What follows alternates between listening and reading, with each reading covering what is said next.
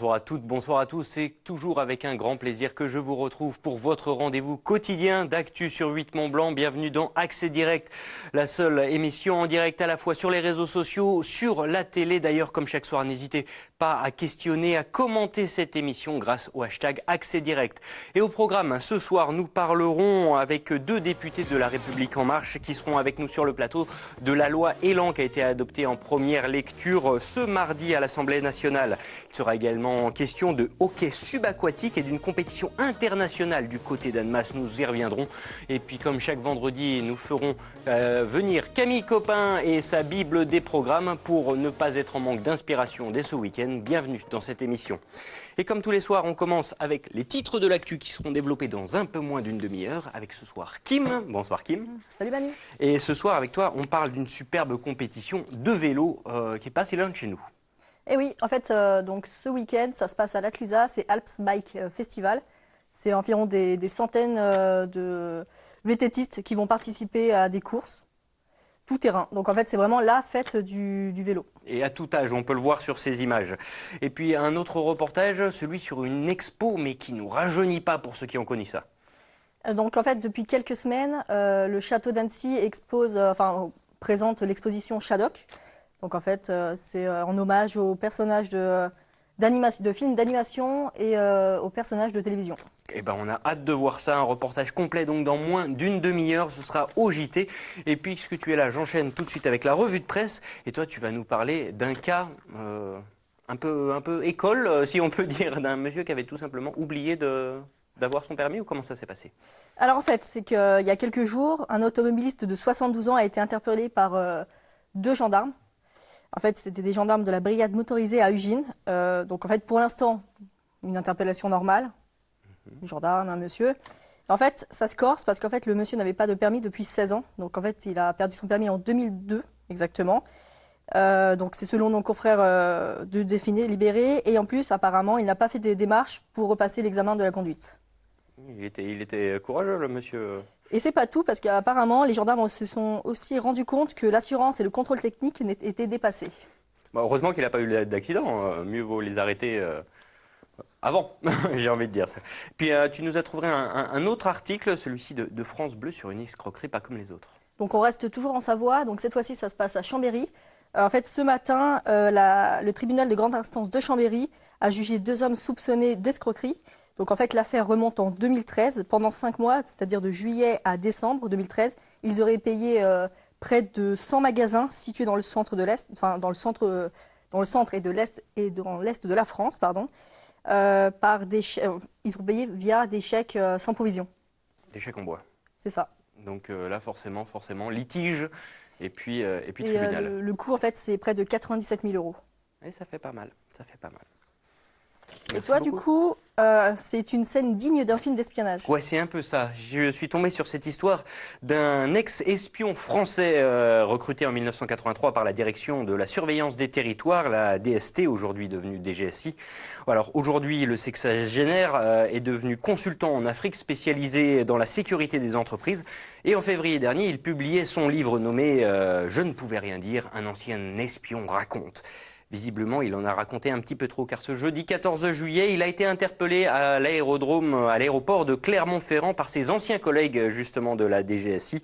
Il serait toujours en garde à vue. Eh oui, parce que la loi du silence en France, c'est quelque chose sur lequel il faut faire très très attention, même des années après. On suivra cette affaire, mais pour l'instant, le monsieur, il est quand même très très inquiété et pas sûr qu'il puisse retourner en Afrique. Et il y a aussi de nouveaux habitants à Ballan. Alors oui, ça c'est direction l'Ain pour les mésaventures d'un maire qui est vraiment malheureux en ce moment. Gérard Bouvier donc administre la commune de Ballan dans l'Ain et après avoir bataillé pendant des semaines pour évacuer des familles de Roms d'un champ privé et cultivé, ce sont tout simplement 4 familles de circassiens qui se sont donc installées sur le même emplacement, à peine fut-il disponible. Pourtant pas de représentation de cirque au programme, les caravanes du cirque Fratellini se sont installées là tout simplement pour organiser le mariage de l'un des leurs. Et ils ont indiqué rester jusqu'à la fin du mois afin donc d'organiser la cérémonie sous le grand chapiteau ainsi qu'un grand repas de famille. Bref, le maire, quant à lui, se sont lâchés par le préfet de l'Ain qu'il essaye de joindre depuis plusieurs jours, mais visiblement sans succès pour l'instant. Pareil, affaire à suivre. Merci beaucoup Kim, on se retrouve en fin d'édition peut-être pour le rappel des titres si Dieu le veut et le timing aussi, sinon c'est dans une petite demi-heure avec le JT juste pour nous. Aujourd'hui l'occasion d'inviter nos invités du jour.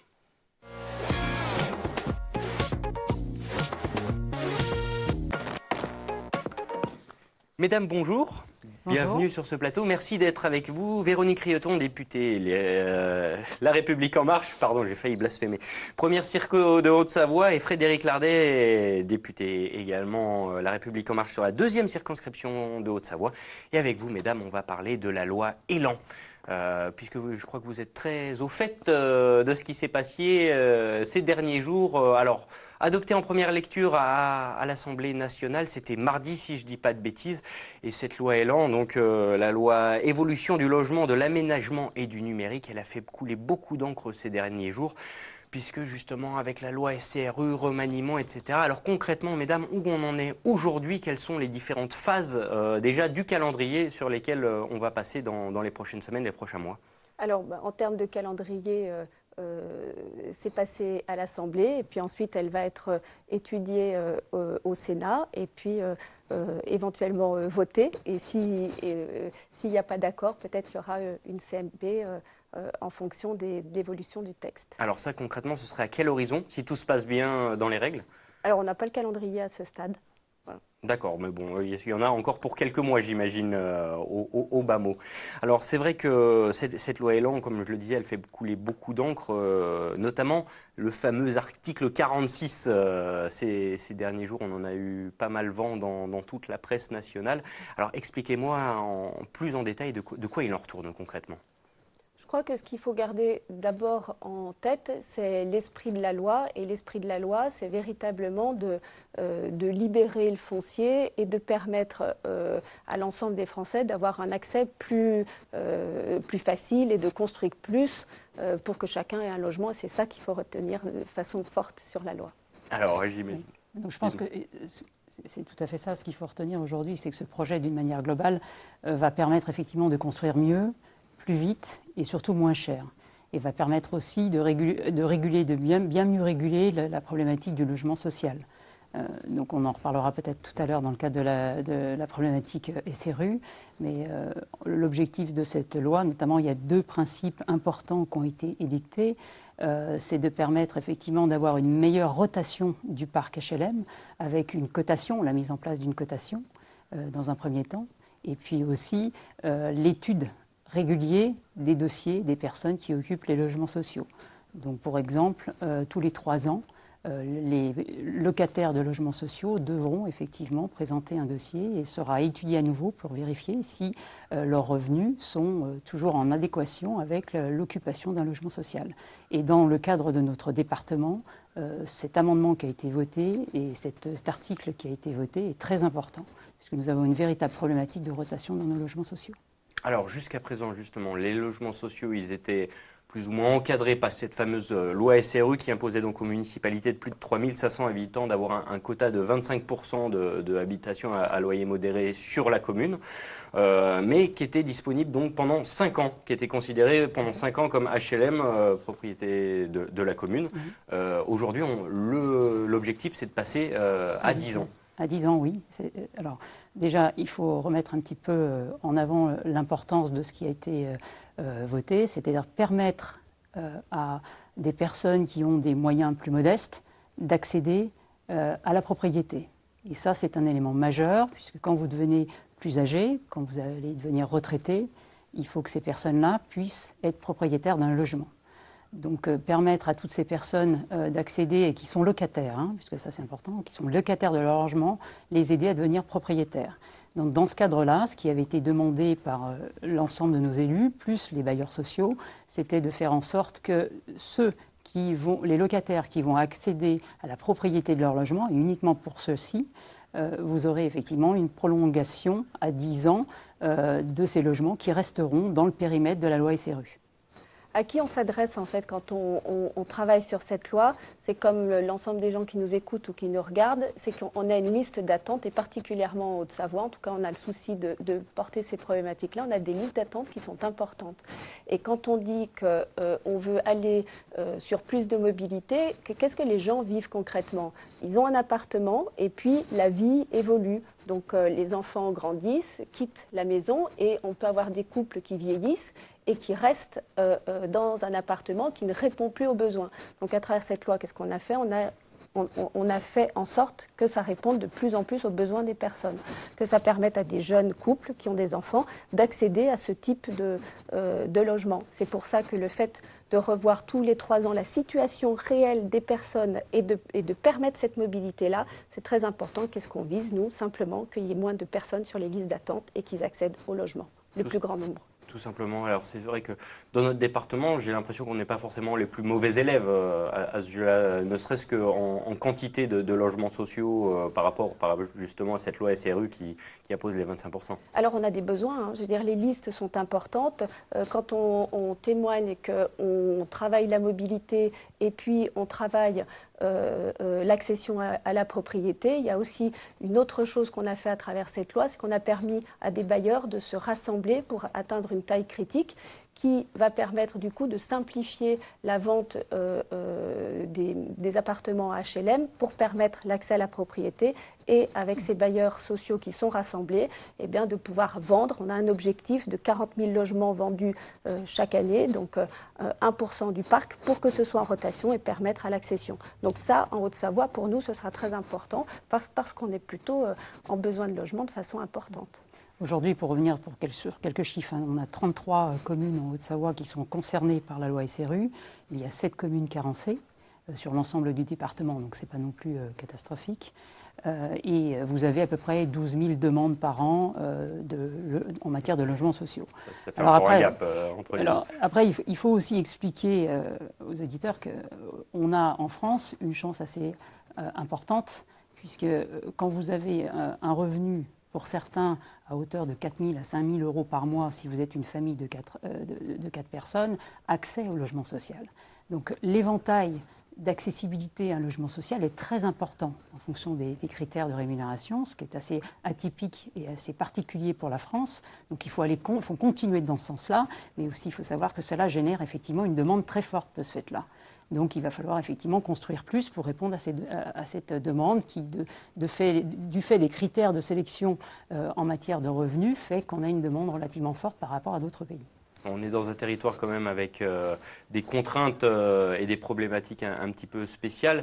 C'est vrai qu'on parle également de la loi littorale qui pourrait rentrer dans le schmilblick justement pour finalement créer une sorte d'échappatoire ou un urbanisme plus particulier aux communes concernées. Alors, on a fait, un certain nombre de nos collègues, et Véronique et moi avons fait un certain nombre d'amendements qui soumettait l'idée au gouvernement de pouvoir alléger et diminuer le taux des 25% pour des communes qui étaient à la fois contraintes par la loi montagne et la loi du littoral, ou seulement la loi du montagne et la loi du littoral. Donc, malheureusement, ces amendements n'ont pas eu gain de cause au niveau de l'Assemblée nationale. Je pense que le Sénat, les sénateurs vont reprendre ces amendements pour essayer de reconvaincre à nouveau le gouvernement de cette situation et de ce besoin. Au demeurant, des réponses nous ont été apportées puisqu'il existe aujourd'hui un système de dérogation qui peut être donné par le préfet en tenant compte des particularités et des contraintes de certains territoires. Donc on en a discuté avec certains élus, notamment en matière de mobilité, puisqu'il ne suffit pas effectivement de construire des logements sociaux, il faut dans certaines configurations, et moi je suis concernée sur ma circonscription sur la fameuse rive ouest, c'est-à-dire que si on construit des logements sociaux et d'ailleurs qu'on ne donne pas accès à une mobilité accessible pour des gens qui ont des revenus modestes, ça ne sert à rien de construire des logements sociaux. Donc à cela, le gouvernement nous a répondu qu'il existait un système de dérogation et notamment la mobilité et les problématiques de mobilité rentraient et étaient prises en compte dans ce système de dérogation. Je crois que ce qu'on peut noter aussi, c'est l'avantage de faire partie de la majorité, c'est que sur des sujets de territoire, on les porte. On est au long cours, on a 1 an de mandat. Devant nous, il y a 4 ans. On continue de travailler à la fois avec les cabinets pour pouvoir faire avancer les sujets. Et c'est ça qui nous intéresse de porter au niveau des sujets qu'on peut rencontrer au niveau du territoire. Merci beaucoup, mesdames les députées, en tout cas, d'avoir été avec nous pour nous expliquer un petit peu tous les dessous, comment ça s'explique un petit peu et comment ça se monte, ces projets de loi. Bien sûr, c'est un dossier qu'on suivra dans les prochaines semaines, dans les prochains mois, bien sûr, pour vous en reparler. Merci beaucoup, mesdames, d'avoir été avec nous. Je vous laisse repartir direction la régie. Juste le temps pour moi d'accueillir notre invité suivant. Hop, on oublie un micro, mais c'est pas grave, pas de souci. Monsieur Cyril Kergadalan, chargé du hockey subaquatique.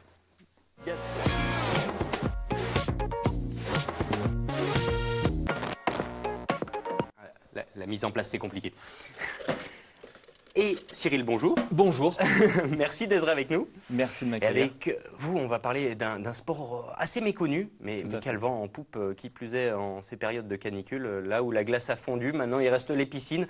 Mais c'est pas ce qui vous arrête. Vous continuez à faire du hockey, mais du hockey subaquatique. Alors, question bête et méchante, la discipline existe depuis combien de temps? Elle est née comment? Alors, la discipline, elle a été inventée par les Anglais, les militaires anglais, les chasseurs de combat, qui, pour garder la forme sur des saisons où ils ne pouvaient s'entraîner, ont décidé de créer du hockey subaquatique.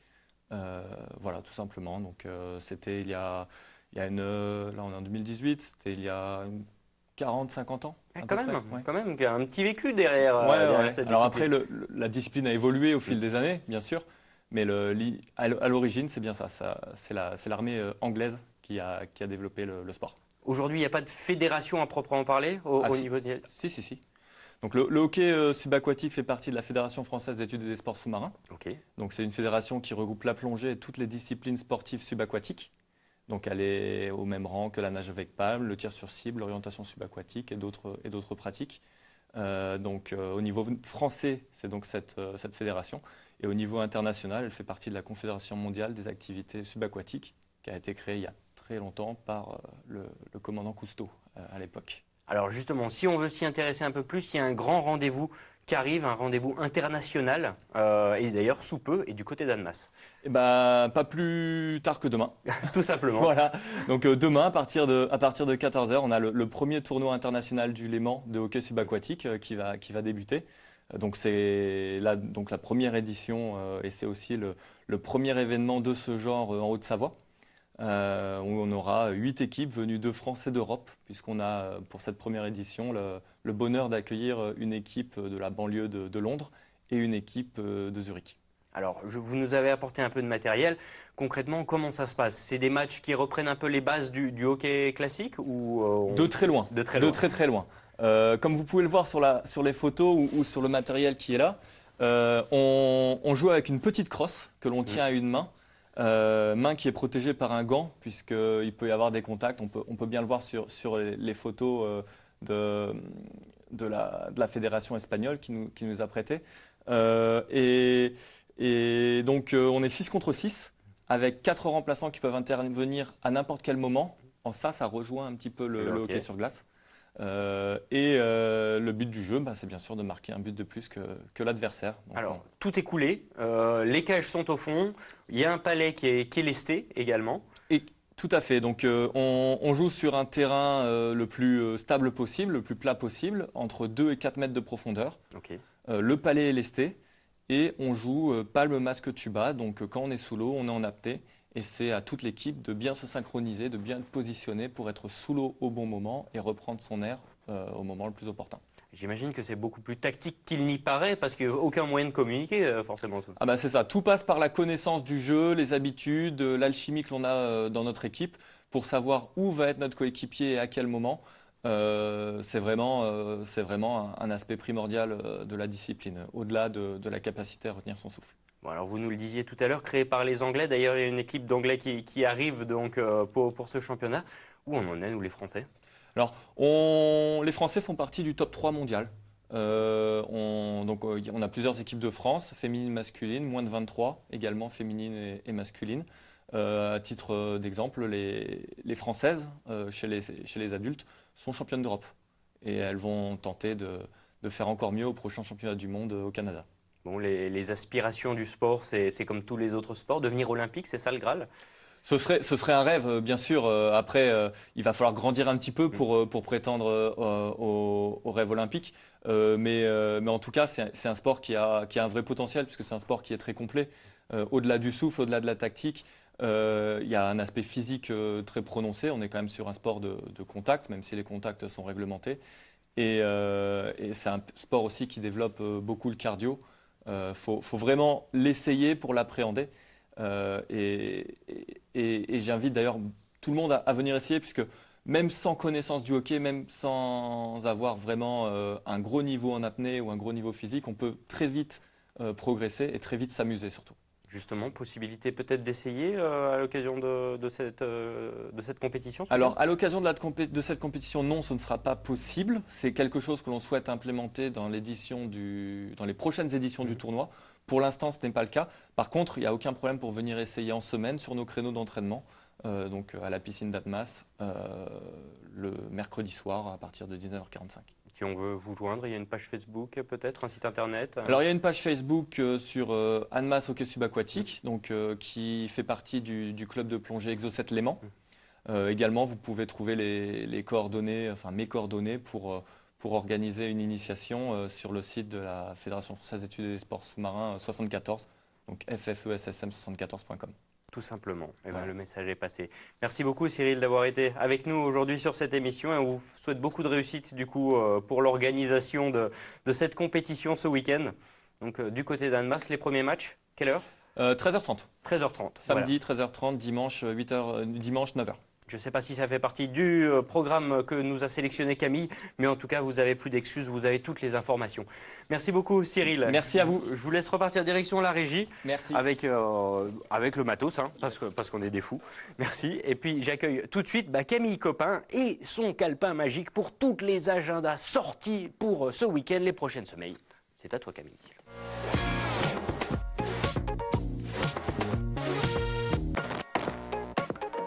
Bonsoir Camille. Bonsoir Manu. On s'est vu toute la journée, mais on se dit bonsoir. Ça va? Exactement. Ça va. Alors je n'ai pas sélectionné l'événement puisqu'on en parlait du coup déjà juste avant. Ah, tu l'avais vu Donc, venir. Voilà. Étant donné qu'il y a énormément de choses en ce moment. Je suis Et ben obligée de voilà, et tu sélectionner. vas commencer tout de suite, dret dedans, comme on dit chez nous, avec direction Chamonix. Oui, avec un festival familial pour tous les âges, donc qui célèbre le meilleur de Chamonix. Ça a commencé ce matin à 10h et les festivités continuent jusqu'à dimanche 22h. Ça se passe plus concrètement, donc place du Mont-Blanc à Chamonix. Au programme, plein de jolies choses, tellement que c'est difficile de tout citer. Il y aura des sports, des ateliers bien-être, de la musique, de l'humour, un village éco, de la gastronomie, des dégustations, etc., etc. Parmi tout ça, selon moi, plusieurs temps forts à vivre, comme les cours de yoga ou de Zumba collectif. C'est toujours sympa, les cours collectifs. De la luge d'été, parce que c'est toujours très très bien aussi. Ou encore le Rock Up and Play Live, le samedi de 13h à 14h30. C'est un rockahoké, donc un karaoké de rock, avec des classiques que tout le monde connaît qui sont interprétés par un groupe. Donc voilà, l'idée c'est de partager un petit moment tous ensemble.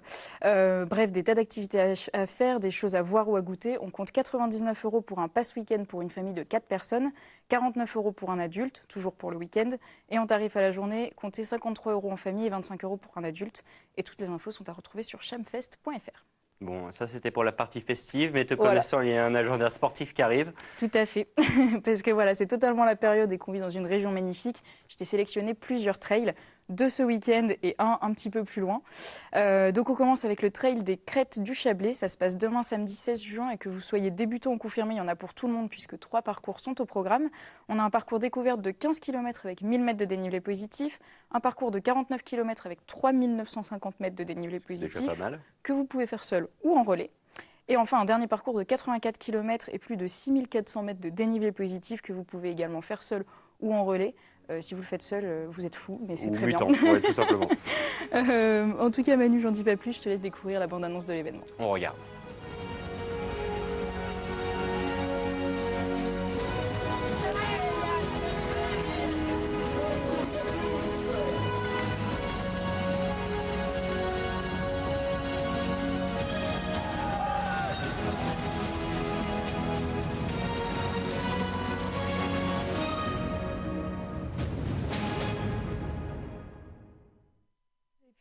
Toutes les infos sont à retrouver sur le site internet qui va s'afficher en bas de votre écran.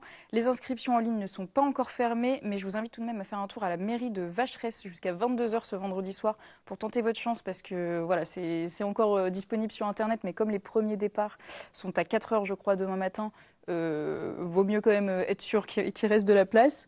Mais bon, en tout cas, un très bel événement. Et puis j'enchaîne avec mon deuxième événement trail pour ce week-end. Il s'agit du trail de Beauzelle-Montjovet. Il y a cette fois-ci 4 parcours, une marche gourmande et des courses enfants. Tout le programme se déroule sur les 2 jours du week-end. Le samedi auront lieu les courses enfants à partir de 11h au plan d'eau de Beauzelle, puis la marche gourmande de 6 km à 16h avec dégustation des produits locaux. Et enfin, le trail des hameaux de Beauzelle de 10 km avec 500 mètres de dénivelé positif à 18h. Un trail, voilà, je pense un peu plus à ma portée. 500 mètres de dénivelé positif, ça reste correct. Le dimanche, place aux 3 autres parcours. Le trail Beauzelin de 20 km et 144. Non, je pense qu'il y a 1440 mètres de dénivelé positif. 1144, ça me paraît... C'est ce qui est marqué voilà. sur le grand écran. Au cas où, ça me paraît léger. Une anti-sèche c'est vrai. format géant. Le trail des crêtes du Montjovet de 32 km avec 2150 mètres de dénivelé positif. Et enfin, le Maratrail de 41 km avec 2750 mètres de dénivelé positif.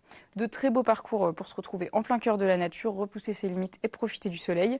Vous pouvez encore vous inscrire pour le parcours de 10 km, celui de 20 et celui de 32 sur le lien qui va s'afficher en bas de votre écran. Attention, il reste peu de temps, les inscriptions en ligne se terminent ce soir à 20h, donc on y va. Et il est également possible de s'inscrire sur place le jour même, j'ai vu avec les organisateurs, donc pas d'excuses si vous êtes tenté. Voilà, et on garde les baskets, mais on repart en Haute-Savoie. Oui, non, si. Oui, avec la Ravis Trail à Thônes. Sauf si tu m'as dit des bêtises dans la préparation de ton agenda. C'est compliqué cette fin de semaine.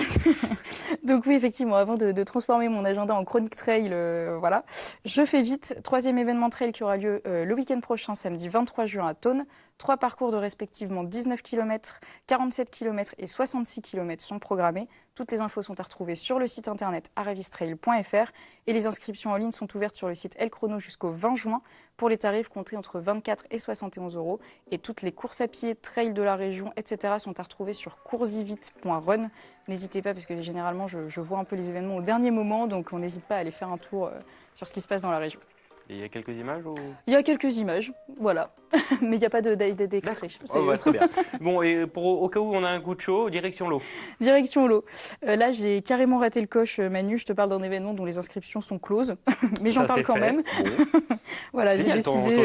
il est sympa. Et sortez, vous restez chez vous ce week-end. C'est ça ton agenda sorti. En fait, il y a plein de choses à faire. Non, mais pour le coup, là, j'ai vraiment raté le coche. Mais on peut aussi venir voir le spectacle. Donc, est-ce que tu sais ce qu'est un aquathlon? Non, mais j'attendais beaucoup que tu me dises. Donc on a le triathlon qui est composé donc de vélo, course à pied et natation. L'aquathlon, c'est tout simplement natation et course à pied.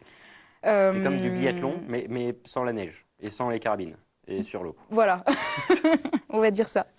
Donc le concept, il est super chouette et relativement facile à mettre en place et adaptable à presque tous les niveaux. Il y a 2 parcours, le M et le S. Le M comporte donc 3 km de traversée du lac du Bourget et 9 km de course à pied. L'épreuve S est quant à elle plus facile, 1 km de natation et 5 km de course à pied. Et le mieux dans tout ça, Manu, c'est que si tu n'es pas bon dans les 2 épreuves, tu peux la faire avec un autre participant. Avec un pédalo ? Non, tu peux prendre quelqu'un avec toi dans ton équipe, quelqu'un nage, toi tu fais la course à pied ou inversement. Donc ça peut être sympa aussi de vivre cette ambiance-là, même si le but, je pense que c'est quand même de faire les 2 épreuves. Mais voilà, ça peut permettre de vivre cette ambiance-là. Donc voilà, cette année, il faudra se contenter de regarder en spectateur et l'année prochaine, ne raterez pas le coche. Merci beaucoup. On enchaîne parce qu'on est un petit peu en retard avec Chambéry, justement, et une journée particulière. Oui, de 10h à 21h, vous pourrez rencontrer plus de 50 artisans créateurs et participer à des ateliers créatifs autour de divers termes et supports. Vous pourrez par exemple apprendre à faire des jolies cartes, créer des pochettes en jean ou encore fabriquer votre propre baume à lèvres. Les ateliers demandent une légère participation, mais vous repartez avec votre création, donc c'est plutôt un joli compromis. La journée se passe en musique avec des concerts tout au long de la journée et l'accès est ouvert à tous et gratuit. Ça se passe place des Éléphants à Chambéry toute la journée de samedi. Ça c'est fait. Direction Annecy ensuite. Oui, l'International Clean Tech Week, c'est tout simplement le premier festival international des innovations des technologies vertes. Pendant presque une semaine, c'est un véritable petit village qui prendra place à Annecy pour échanger sur la transition énergétique, les innovations et les mobilités durables. Conférences, tables rondes, diverses démonstrations d'innovation seront au programme. Vous y trouverez également une centaine d'innovations technologiques prometteuses valorisant l'énergie des 4 éléments naturels, l'eau, le soleil, le vent et la terre. Vous pourrez entre autres découvrir Bebou Bike, un vélo en bambou, Green Minded qui collecte et recycle les mégots de cigarettes, ou encore Cannibal, une machine capable de reconnaître, trier et compacter les déchets boissons, c'est-à-dire tout ce qui va être gobelets en plastique, bouteilles, canettes, etc., qui sont recyclés seulement sur une échelle de 5% aujourd'hui. Tout ce beau programme se déroulera du mardi 19 au dimanche 24 juin, toute la journée jusqu'à 16h le dimanche. C'est ouvert, gratuit.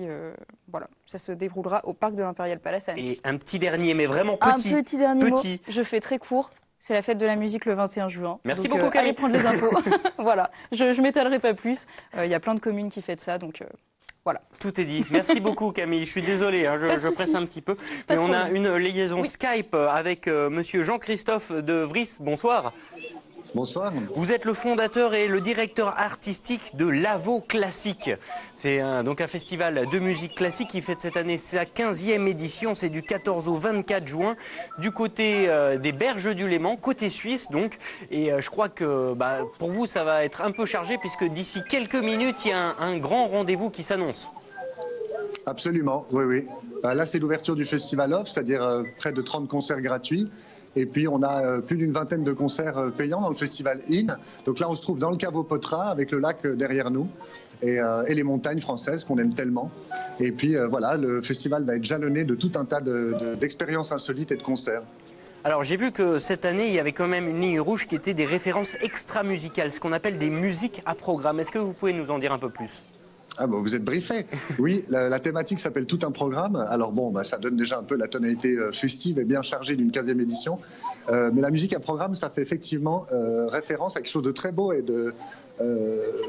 qui permet vraiment à la musique de raconter une histoire en fait. La musique à programme, c'est les œuvres qui racontent une histoire, qui sont basées sur le moment important de la vie d'un compositeur ou sur un poème, sur une sculpture, sur un clair de lune. On connaît la sonate de Beethoven.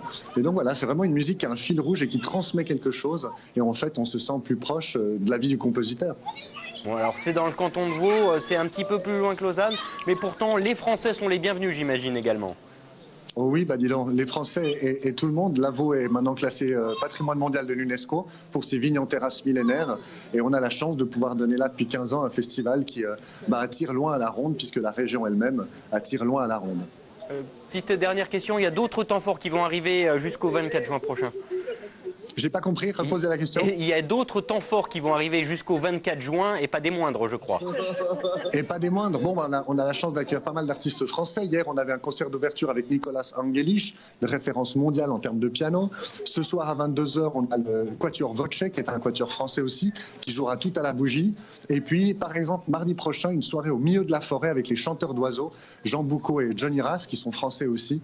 Donc ce sera piano, violon, et on sera au milieu de la forêt avec eux qui feront des chants d'oiseaux. Et il y aura des grillades, des apéros, comme d'habitude à Lavo Classique. En fait, on profite des produits du terroir. Eh ben, on vous attend nombreux du côté de Lavo Classique, justement. Merci beaucoup, Jean-Christophe de Vries, d'avoir été avec nous pour ces quelques minutes dans notre émission donc en direct. Voilà, merci à vous. C'est un plaisir. Et puis voilà, c'est déjà la fin de cette émission. Merci à toutes et à tous de votre attention. Lundi, c'est Fanette de Buisson que vous retrouvez dans ce fauteuil pour les prochains numéros d'Accès Direct de la semaine prochaine. Moi, je vous souhaite une très bonne soirée, un très bon week-end et à bientôt sur 8 Mont Blanc.